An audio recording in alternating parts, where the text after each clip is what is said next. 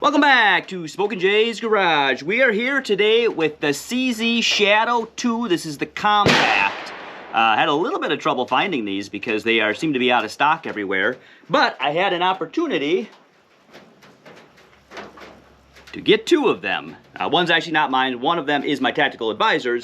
He is out here at the range with me today. We are actually going to be shooting both of these. We're going to show you a couple different things. We got a couple different guns out here that we're going to show you today. This video is going to be primarily the CZ Shadow. So I am going to put a couple rounds down range with this, but I would like to show you a couple of things.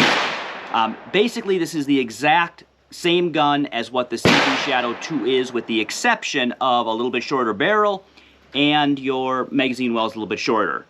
Everything else is basically the same as far as function and even style. This feels really good in my hand. If you have larger hands, it might feel a little bit small to you. For me personally, it feels really good.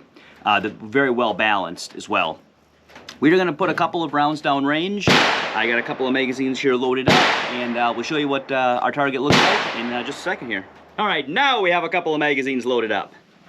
Make sure I get the right ones for the right gun here. And we have a couple of spots left on this target. We'll go ahead and we'll hit the bottom left.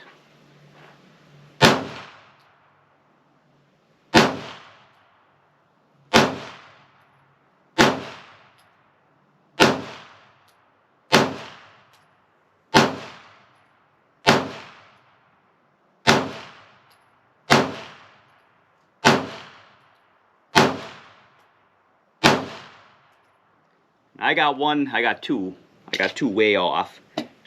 But we'll show you that target in a minute. Now we're going to go to the bottom right, and we are actually going to shoot this other one, just for fun here, because this is the one that shot off, and we made a little side adjustment, and we'll see where we are now.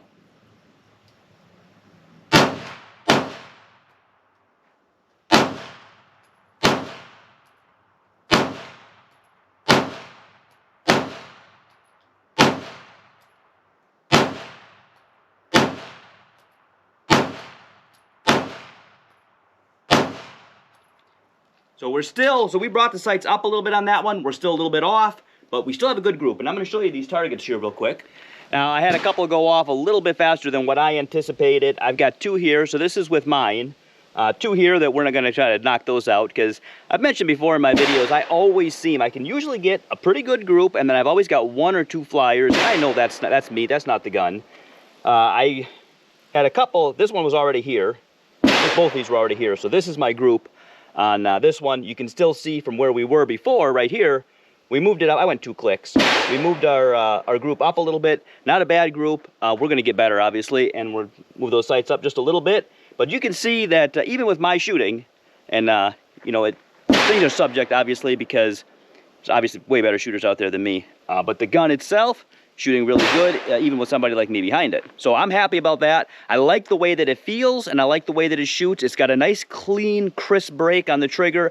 I like that. I have not. Now, this gun does not have a decocker, so what you will have to do, if you have it cocked, you will have to manually lower the trigger down, pull the trigger, and manually lower the hammer down. I'm sorry. It does have both a full cock, fully forward, right, and it does have the half cock there as well. If you want to have it cocked, right, and you want to lower the hammer, if you pull the trigger and then let go of the trigger, the hammer will come down and it will stop at that half cock position, so you don't have to worry about, if I did have a round in the chamber, I would not have to worry about the hammer actually hitting the fire pin if I were to slip off of it or whatever. We do have a safety here as well, ambidextrous safety. So depending on how you like to carry your gun, if you were carrying this, if it's just a range gun, it's not really detrimental. But if you were to carry this, you would have the option of either having the hammer cocked and putting it on safe, much like we do with the 1911s, or if you wanted to leave it on fire and then leave it on that half cock with a round in the chamber, and then have that first round be double action. You'd have that option as well. So I'm going to go ahead, I got my target filled up here, so I'm going to go in the middle on the top and just try to line up one of those random lines, and we will get a shot off in double action. We'll see how it goes. So now obviously we're already cocked, so I'm going to pull that trigger, let go of it, ride that hammer down on a loaded chamber. I'm at that half cock position. Now I could be at the half cock or the full cock position or the no cock position, I'm sorry, for that double action to work. With the half cock, you can see here that I have just a little bit of extra trigger to pull in just to get tension on it. So we're going to go ahead and we'll see what we can do with that double action trigger pull.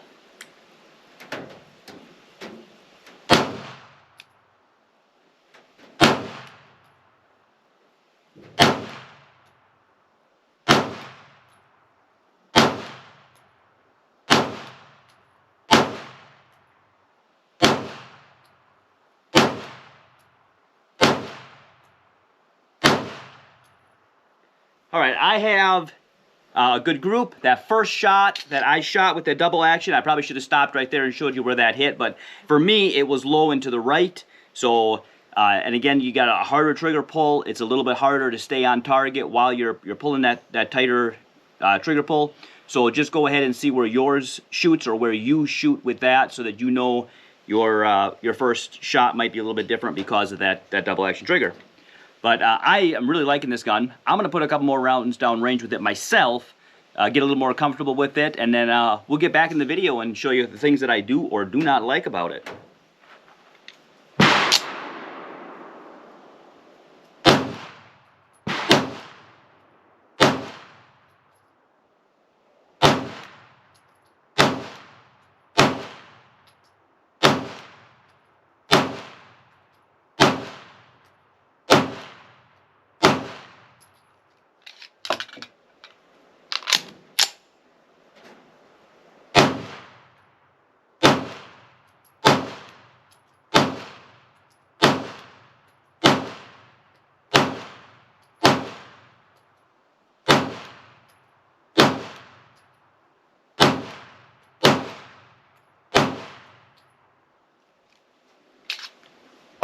All right, I ended up with a little bit of a trail of shots there, but let's go take a look at this target because I got to show you something.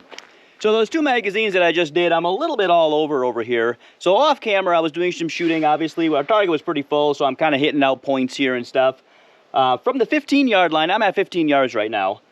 This is what I had shot earlier, and then the sun came out, and I stepped out from underneath the canopy. So a couple of yards up, I'm at probably 10 yards or so, and I got these two groups here. The red sight, that red front sight tip when you are in the sun, really glows nicely. Gives you such a nicer sight picture versus when we're in the shade underneath the canopy that we have at this range here.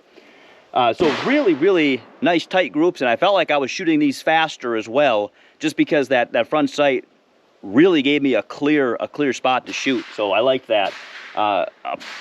Fairly nice hole here, a little bit off target and a little bit drifting here. So again, that's going to be me. The gun shoots really good. I like to do this sometimes. You shoot a little bit faster or whatever, and obviously you get some of your larger groups, but then actually really focus on your breathing and your front sight tip, and put that's 10 rounds right there. That is what the gun is capable of doing. Obviously, I'm just a tad bit off here, but that's what the gun is capable of doing, even with somebody like me. So now that I've got a couple hundred rounds through this gun, I'm going to show you here what I mean by that. This is clear here. I'll show you what I mean by that front sight tip. I don't know if you can see that very good. You can see that we got that nice red trinium in there. And when you get out into the sun, that really shines on there nice, makes it so easy to see. After shooting a fair amount, really nothing that I don't like about the gun. Not the best trigger I've ever had, but a very good trigger, especially for stock. When you compare it to, I'm actually going to show you some more on the M&P, the 2.0. This trigger is better than what the M&P had, but then I put an Apex trigger in the M&P, so it's not quite. This one's not quite as good as that. But very good stock trigger. Nice pull, nice clean crisp break, and a pretty short reset, which I like a short reset, and a not a real long pull as well. Not a lot of slack to take up, especially when you were in that single action. When you got the double action, is a little bit hard to pull, and it's a little bit long travel, but that is kind of all double actions are going to have that, so really no fault there.